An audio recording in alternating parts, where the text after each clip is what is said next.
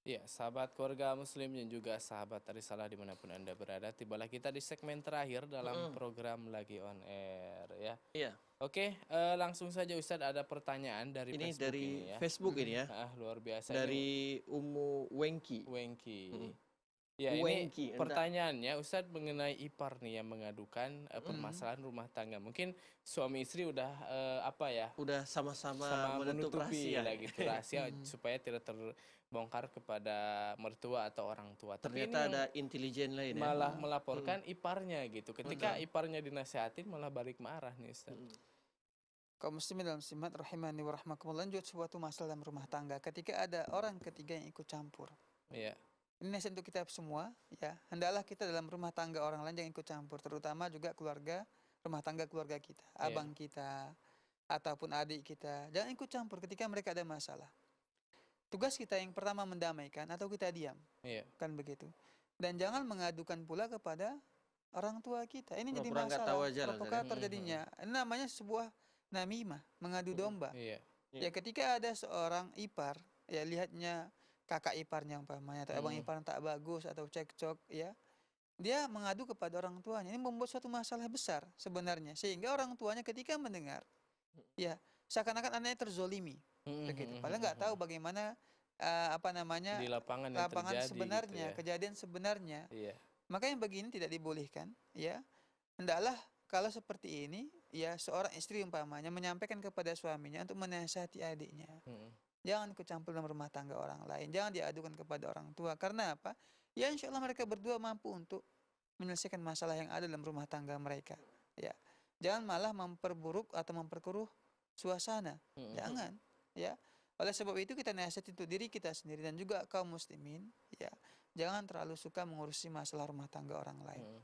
Kita doakan supaya rumah tangga mereka itu rumah tangga yang sakinah, mawaddah warahmah, tenang, Iya. ya damai, ya. Kalau punya masalah segera terpecahkan, bukan malah kita sebagai pengompor, ya, Mhm, mhm. yang malah memanas-manasi atau memperkeruh suasana rumah tangga orang lain. Ya, wallahu taala alam. Baik, Mungkin Masya Allah. posisi ipar ini juga numpang di rumah mereka ya. Makanya Bisa bisa jadi tahu atau saya. ketika berkunjung ataupun ya suami mengadu umpamanya kepada Ipar adiknya iparnya, gitu ya. adiknya curhat dan adiknya ini seharusnya memendam, artinya tidak Mhm. boleh menyampaikan kepada orang lain. Iya. Iya. Itu seharusnya. Mhm, Makanya kita itu kalau bisa, mungkin sudah nggak tahan lagi nih, harus ada dilampiaskan. Mungkin Mhm. carilah memang tempatan teman yang mhm, dia itu bisa menampung Mhm. curhatan kita tanpa membocorkannya kepada orang lain. Mhm. Atau bahkan dia bisa memberi pencerahan kepada kita. Mhm. Ada memang tipe orang, terutama wanita itu memang suka didengar. Iya. Wanita itu kalau dia pendam sendiri, itu bisa membuat jadi dia makin stres. Ya, memang begitu. Ada sebagian Mhm. tipe wanita seperti itu. Sehingga dia butuh tempat curhatan. Suami nggak mau lagi mendengar ceritanya, umpamanya. Suami Mhm. nggak mau mendengarkan lagi. Ya, padahal sebenarnya tugas kita suami itu dengarkan saja. iya. Iya. Gitu. Apa cerita dia, masalah dia di tempat dia kerja, Mhm. masalah dia di tetangganya, dengarkan saja. Mhm, Mhm. Tapi suami nggak mau lagi seperti itu. Ya. iya. Akhirnya apa? Dia cari tempat lain untuk bisa Iya, mendengarkan curhatan dia, terutama masalah dia dengan suaminya, ya. Ini juga seorang istri harus memahami, tahu pandai tempat dia mencari tempat untuk curhat. Mhm, mhm. Jangan sembarangan orang.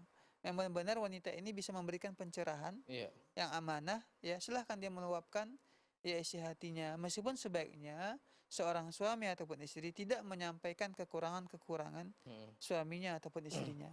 Allah mengatakan dalam Al-Quran, nisa'ukum harsul dalam Al-Quran Allah sebutkan ya, hunna libasul lakum wa antum libasul lahun. Ya, bahwa wanita-wanita tersebut istri-istri kalian merupakan pakaian bagi kalian. Sebaliknya juga begitu. Iya. Kalian merupakan pakaian bagi istri kalian. Mhm. Artinya apa? Pakaian itu menutupi. Iya, Mhm. heeh, heeh. Saling menutupi, bukan Mhm. saling membuka. Begitu. Wallahu taala alam. Baik, Masya Masya Allah. Allah ya. Ini pembahasan keperceraiannya nih baru dikit Baru tersinggung. Ya. dikit terus suruh. Ini ada juga nih Ustaz, pertanyaan ini dari SMS yang Iya, masuk Ustaz. silakan. Assalamualaikum. Waalaikumsalam Saya warahmatullahi. mau tanya, saya punya istri tidak suka perhiasan, Ustaz. Iya. Tapi dia suka membeli hal-hal yang tidak berguna, yaitu berupa bunga-bunga palsu. Jadi untuk pajangan bunga nih, Ustaz. Apakah Hmm. ini termasuk pemborosan atau bukan ya, Ustaz? Baik, kaum muslimin dan muslimat rahimani wa rahimakumullah. Ini perlu kita pahami ya. Mhm. Allah sebutkan dalam Al-Quran, Zuyina linnasi hubbu syahawati minan nisa. Ya, bahwa fitrahnya manusia itu mencintai yang pertama kali wanita. Iya. Itu fitrahnya laki-laki. Laki-laki itu fitrahnya ialah menyukai wanita.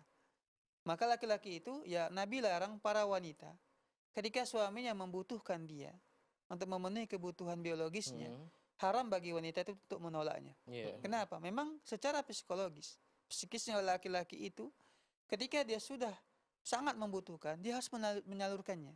Kalau tidak dia menjadi stres, pusing, begitu, emosinya pun tak terkontrol dan sebagainya. Maka Nabi perintahkan meskipun seorang wanita itu dalam keadaan di depan tungku, begitu, Iya. depan tungku ketika suaminya datang ingin meminta dia memenuhi kebutuhan dia, kebutuhan biologisnya di sini, maka istri tersebut harus yang memenuhinya. Matikan tungkunya, matikan kompornya, pergi melayani suaminya. Karena memang begitu psikisnya. Nah, wanita dan juga para suami harus memahami itu memang tabiatnya menyukai yang namanya perhiasan ataupun harta. Macam-macam. Ada wanita itu yang suka umpamanya dengan emas. Ya makanya mungkin kalau undangan itu sampai berat mungkin tangannya gitu ya, ketika jalan pun nunjuk-nunjuk begitu. Begitu wanita memang. Iya. Ada juga sebagian wanita menyukai yang namanya tas, pakaian. Ada yang begitu. Iya. Tas di rumah itu sampai 10. Branded semua Iya, ya. branded semua ataupun begitu. Nah, sedangkan suami tasnya sudah buruk-buruk begitu. Dan memang laki-laki begitu. Terkadang dia lebih suka ya dengan hidup sederhana, mesin sepatunya cuma satu, tasnya cuma satu begitu. Tapi kalau istrinya itu karena suka banyak koleksi daripada tasnya atau pakaiannya, sepatunya begitu. Nah, ada juga tipenya memang suka bunga-bunga. Iya, padahal bunga palsu kadang-kadang. Iya, bunga palsu dan sebagainya. Karena dia suka umpamanya rumahnya indah, rapi, ya, banyak yang hijau-hijau dan sebagainya.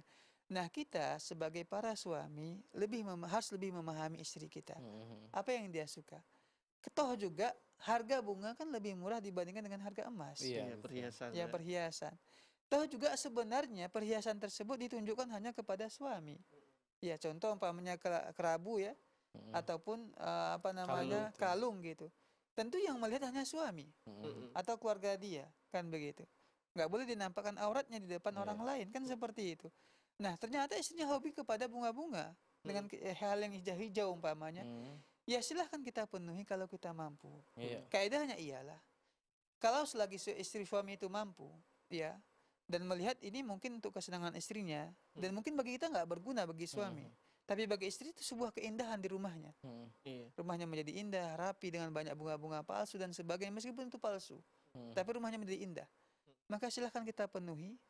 Kalau seandainya ya sudah terlalu berlebih-lebihan, nasihatkan, rem gitu ya, stop dia.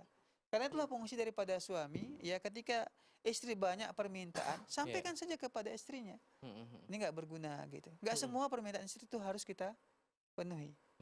Kalau memang itu tidak berguna, ya kita juga tidak punya uang, ya ada kebutuhan yang lebih mendesak lagi, sampaikan dengan lemah lembut kepada istri. Dan ini biasanya istri akan menerima. Dia minta itu, kita sampaikan kita butuh uang sekolah anak kita, tahan dulu dia, jangan sekarang. Ya, jangan pula kita marahi. Kau ini pakai bahasa kau pula begitu ya. Tahap aja yang kau beli tak berguna. Ini akan menyakiti hati istri. Ya maka jangan kadang kita itu merasa kenapa istriku berubah, kenapa kita juga berlaku kasar kepada istri. Coba ya, Nabi mengatakan bahwa maka narifku fi syai'in illa zana. Sesuatu yang lemah lembut itu, kalau ada pada sesuatu, pasti akan menghiasinya. Kalau seandainya seorang suami itu lemah lembut, insya Allah akan mempengaruhi istri juga, akan menjadi membuat istri orang yang lemah lembut. Biasanya kekerasan itu, sikap kasar itu terjadi karena salah satu daripada pasangan bersikap kasar. Ya, sehingga pasangan itu akan membalas, berlaku hal yang sama. Kama tadinu tudan, kata pepatah Arab. Sebagaimana engkau berbuat, begitulah orang akan berbuat kepadamu.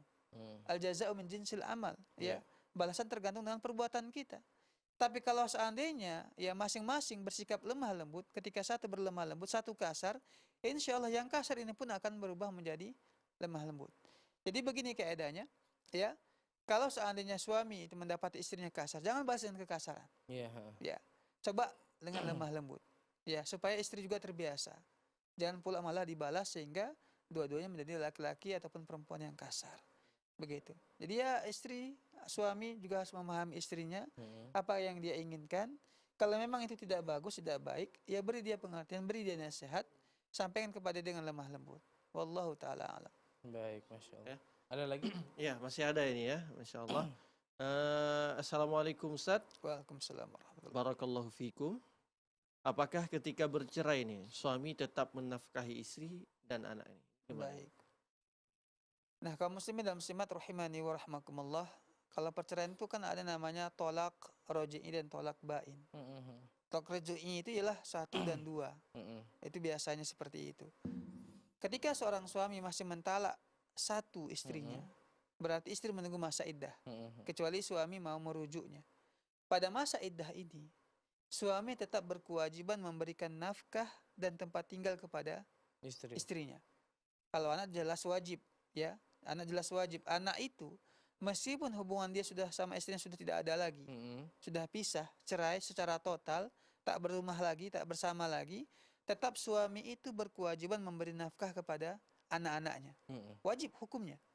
Maka dosa, kita lihat pada hari ini, banyak sekali kasus dan kejadian. Seorang suami setelah menceraikan istrinya, anaknya ikut istrinya, nggak mau lagi dia memberi nafkah. Mhm. Ini dosa besar dalam agama kita. Dosa besar kalau seandainya ada seorang laki-laki yang tak menafkahi anak-anak yang Iya. sudah cerai dengan istrinya. Mhm. Begitu. Artinya anak-anaknya yang dari istri yang sudah dia cerai. Tetap wajib dia memberi nafkah. Sehingga ya kasihan sekali para mantan atau para janda pada hari ini. Iya. Dia banting tulang mencari nafkah untuk anak-anaknya, padahal anak tersebut tetap wajib diberi nafkah oleh ayahnya. Iya. Jadi istri itu ya dia diberi nafkah, tetap diberi nafkah dan tempat tinggal kalau tolak-tolak roji'i. Mhm. Adapun tolak bain setelah talak 3 ataupun karena adanya ya banyak khulu dan sebagainya, maka suami tak lagi berkewajiban memberi nafkah kepada istrinya. Tapi kalau dia punya anak dari istrinya tersebut, sekali lagi kita katakan, tetap dia berkewajiban memberi nafkah kepada anak-anaknya tersebut. Jika anaknya masih bayi umpamanya, ya anaknya masih digendong, masih bayi lah kita katakan, masih menyusui sama ibunya, maka suami tersebut wajib memberikan upah kepada mantan istrinya. Kenapa? Telah memberikan ASI kepada anak dia yang masih bayi. Ya, seperti itu. Kalau sebelumnya dia hanya, kalau anaknya sudah besar-besar, ya sudah SD umpamanya, dia berkewajiban memberi nafkah kepada anaknya saja, uang sekolahnya, uang makannya, ya, sama istri sudah selesai begitu. Tapi kalau anaknya masih kecil, menyusui sama istrinya, sama mantan istrinya, maka dia memberi nafkah kepada mantan istrinya atas nama, ya, karena telah menyusui anak-anaknya, ya, yang masih kecil, yang masih bayi. Karena ya, tentunya ASI kan butuh asumsi daripada Ibu konsumsi ya. daripada makanan. Iya betul. Ya, karena ASI berpengaruh dengan apa yang dimakan oleh Ibunya. ibunya. Kalau seandainya ibu nggak memiliki uang untuk makan, untuk memperbaiki ASI-nya, bagaimana anaknya bisa tumbuh berkembang dengan baik? Begitu, maka suami harus memberikan uang upah sebagai upah kepada ibunya yang telah menyusui anaknya. Begitu. Wallahu Baik, taala Masya a'lam. Allah. Ya, Luar Masya biasa Allah, ya ya. pembahasan kita.